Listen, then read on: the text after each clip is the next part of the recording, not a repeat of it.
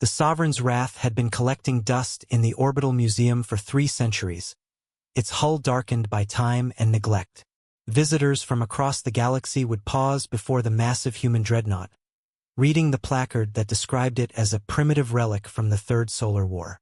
The Zilithian tour guides would gesture dismissively at its crude plasma cannons and outdated fusion drives, explaining to wide-eyed younglings how their ancestors had once feared such barbaric human technology. Commander Zara Chun pressed her palm against the scanner, hidden beneath decades of grime. The ancient biometric reader flickered to life, its red beam scanning her DNA signature before flashing green.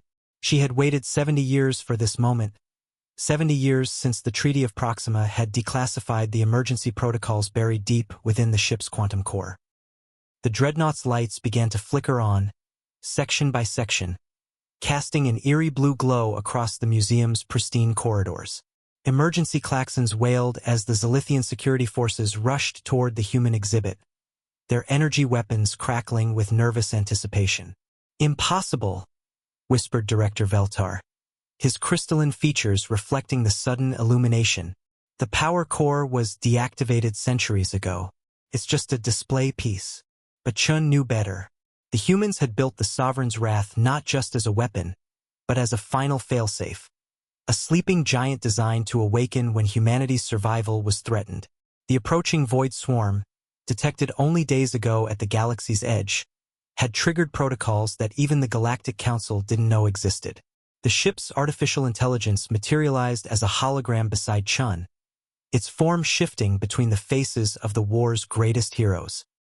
"Commander Chun." It spoke with voices from the past. "Threat assessment confirms extinction-level event approaching. Authorization to activate Omega Protocol." Chun nodded grimly. "Execute Omega Protocol.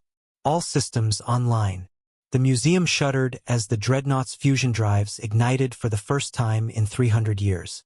Exhibit cases shattered, and priceless artifacts from a dozen civilizations scattered across the floor. The Zilithian guards fired their weapons at the ship's hull, but the energy beams simply absorbed into the adaptive armor plating. "Warning! This vessel is requisitioned under Article 7 of the Terran Defense Charter," the AI announced through the museum's comm system. "All personnel evacuate immediately." Through the transparent aluminum dome, Chun watched as the sleek Zilithian warships surrounded the museum station. Their graceful curves and elegant designs made the human dreadnought look like a primitive battering ram by comparison. But appearances, as the galaxy was about to learn, could be deceiving.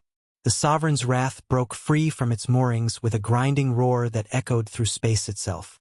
Its hull began to shift and reconfigure, revealing weapon systems that had been hidden beneath decorative panels for centuries.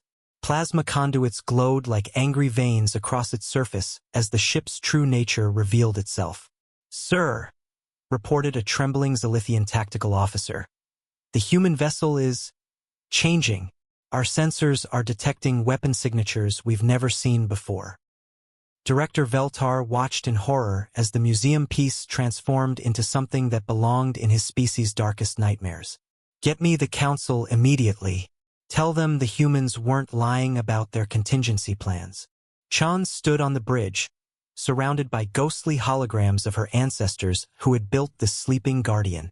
Through the viewscreen, she could see the first tendrils of the void swarm approaching the outer rim, their dark forms consuming stars as they advanced. "Museum piece," she muttered with grim satisfaction. "Let's show them what 300 years of human engineering can really do." The Sovereign's wrath turned toward the approaching darkness, its weapons charging with the accumulated fury of a species that had learned long ago that sometimes, to preserve peace, one must prepare for war. The galaxy was about to remember why humanity had once been feared, and why their obsolete technology had never truly been obsolete at all. The Dreadnought roared to life, carrying with it the hopes of every civilization that had ever underestimated the sleeping giants of Earth.